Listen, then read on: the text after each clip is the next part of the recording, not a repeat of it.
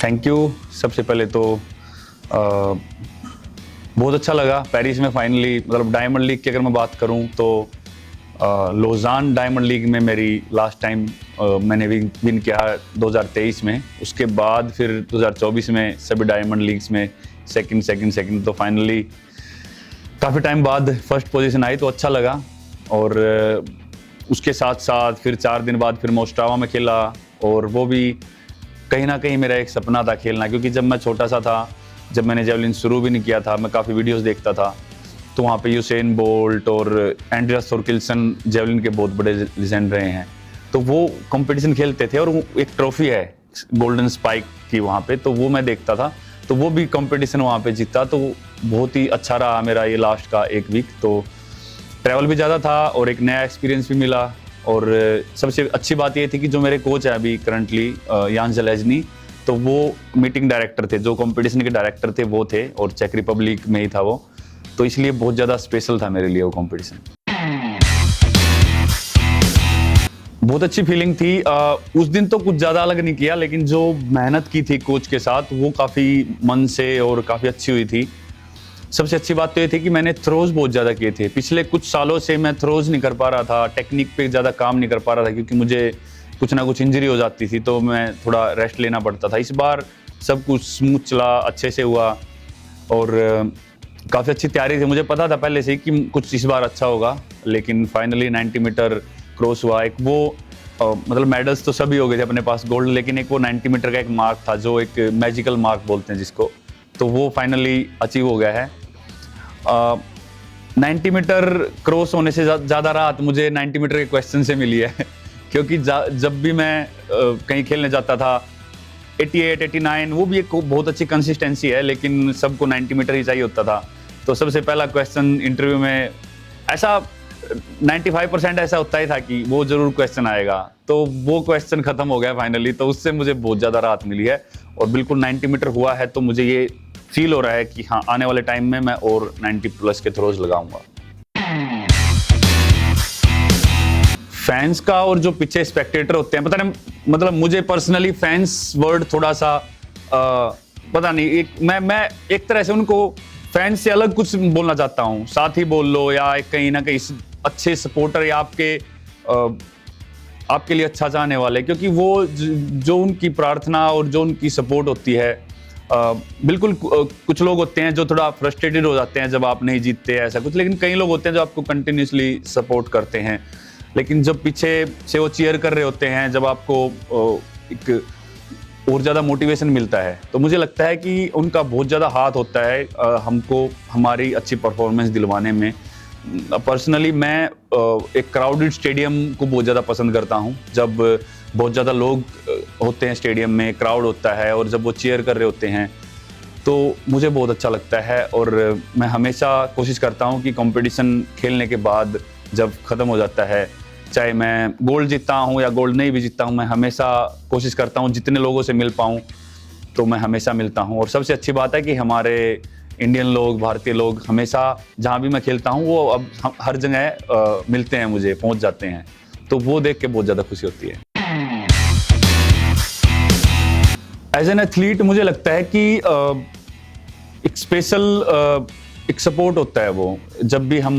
मैं रनवे पे होता हूँ। हाँ, मतलब एक चीज़ ज़रूर है कि जब मैं रनअप पे खड़ा होता हूँ, जेवलिन मेरे हाथ में होता है, तो मेरे सामने सिर्फ मुझे टारगेट ही नज़र आता है, लेकिन पीछे कहीं ना कहीं वो जब चीयर कर रहे होते हैं या जो सपोर्ट कर रहे होते हैं,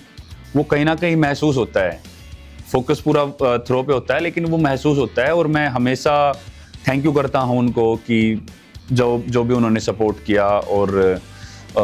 उनकी वजह से जो परफॉर्मेंस आती है, और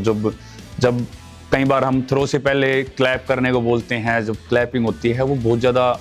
बूस्ट करती है, और वो हेल्प करती है हमको परफॉर्म करने में। हमारा माइंड और बॉडी ऐसे महसूस करता है कि ओपन हो गया और अब हम 100% जा सकते हैं।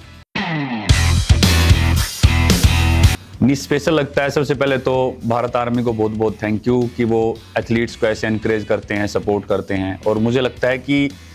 जो आप कुछ ना कुछ एक लाइंस एथलीट्स के लिए स्पेशल बना के लेके जाते हैं, तो वो और ज़्यादा इनकरेज करती है, और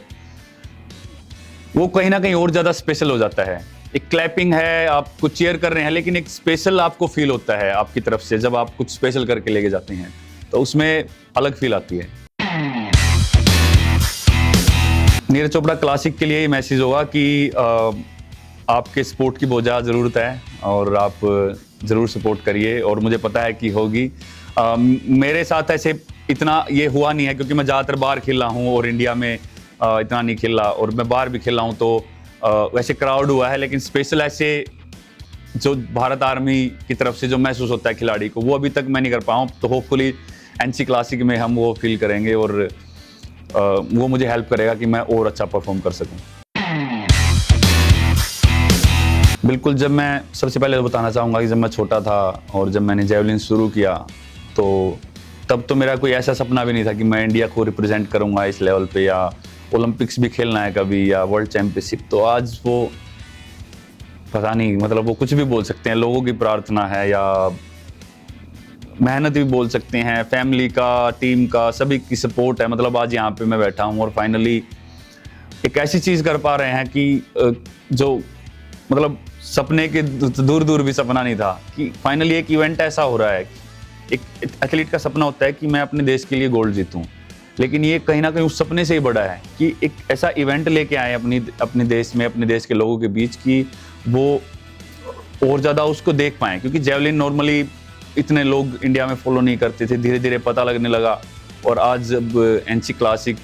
एक ऐसा इवेंट हो रहा है जिसको लोग देख सकते हैं, अपने एथलीट्स को देख सकते हैं, और अपने एथलीट्स को बाहर के एथलीट्स के साथ compete करता हुआ देख सकते हैं, तो ये मेरे दिल के बहुत ज़्यादा करीब है। और मैं कोशिश करूँगा कि इसको आने वाले टाइम में और बड़ा बनाएं, और अपने इंडिया के लोग ट्रैक एंड फील्ड के बारे में बहुत ज़्यादा जान पाएँ और सपोर्ट कर पाएँ। मुझे लगता है कि हमारे देश में जेवलिन का बहुत ज़्यादा टैलेंट है, क्योंकि जब मैंने शुरू किया था मुझे नहीं पता था कि मैं यहाँ तक आऊँगा। जाने अनजाने में मैं यहाँ तक पहुँच गया,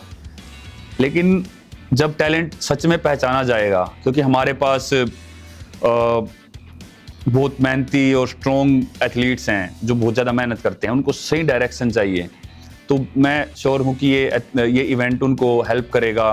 और ज़्यादा नॉलेज इकट्ठा करने में, और उनको पता लगेगा कि हाँ, इसमें भी आगे स्कोप है, फ्यूचर अच्छा है, तो वो बहुत ज़्यादा हेल्प करेगा। और साथ में पेरेंट्स को एक सपोर्ट मिलेगा कि हाँ, हम इस स्पोर्ट में भी बच्चों को डाल सकते हैं। डेफिनेटली थोड़ा टफ है क्योंकि टीम स्पोर्ट नहीं है, इंडिविजुअल है, और आपको जब भी कहीं ओलंपिक्स या कहीं जाते हैं तो एक कंट्री से 2 या 3 एथलीट ही जा सकते हैं, लेकिन आपके पास इसमें खुला मैदान है। आप में जितना दम आप लगा सकते हैं, आपके पास कोई फिनिशिंग लाइन नहीं है, आपको कोई रोकने वाला नहीं, आप जितना दूर फेंकना फेंक सकते हैं। तो मुझे लगता है कि हमारे पास बहुत बड़ा टैलेंट है इंडिया में, और आने वाला टाइम अपना है। क्योंकि ये चीज़ मैं इसलिए बोल रहा हूँ क्योंकि जब टोक्यो ओलंपिक से मैं आया था और उससे पहले में और अभी में, अगर हम देखें अभी हमारे पास मुझे लगता है 10 से भी ज़्यादा जेवलिन थ्रोवर्स हैं जो ऑलरेडी 80+ कर रहे हैं। 80 मीटर जब मैंने शुरू किया था बहुत बड़ा एक थ्रो होता था, और अभी 80 मीटर्स सभी कर रहे हैं, तो उससे पता लगाया जा सकता है कि हम कहाँ पे स्टैंड कर रहे हैं अभी एज ए कंट्री।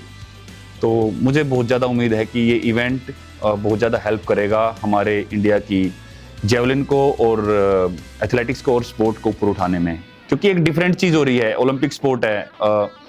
सब क्रिकेट देखते हैं, फुटबॉल सभी ने देखा है, लेकिन ट्रैक एंड फील्ड का ऐसे फाइनली कुछ हो रहा है, और जेवलिन का, तो बिल्कुल इससे बहुत ज़्यादा हेल्प मिलेगी हमको। सबसे पहले तो मैं बताना चाहूँगा कि यहाँ पे जो भी लोग सपोर्ट करने आएंगे उनको सिर्फ मुझे ही नहीं देखना है, उसके साथ साथ सचिन यादव, आप सभी जानते हैं कि बहुत अच्छी थ्रो लगा रहा है, एशियन चैंपियनशिप में सिल्वर जीता, रोहित यादव, साहिल सिलवाल और किशोर जेना को आप सभी जानते हैं, एशियन गेम्स में मेरे साथ सिल्वर मेडल था, 87 मीटर से ऊपर थ्रो किया था। तो ये भी एथलीट्स रहेंगे इंडिया के, तो इनको भी आपको देखने का मौका मिलेगा बाहर के एथलीट्स के साथ कम्पीट करने में।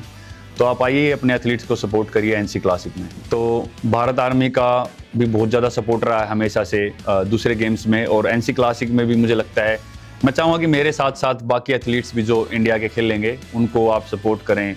और बिल्कुल उनको बूस्टअप मिलेगा और वो उनको अच्छी परफॉर्मेंस देने में हेल्प करेगा।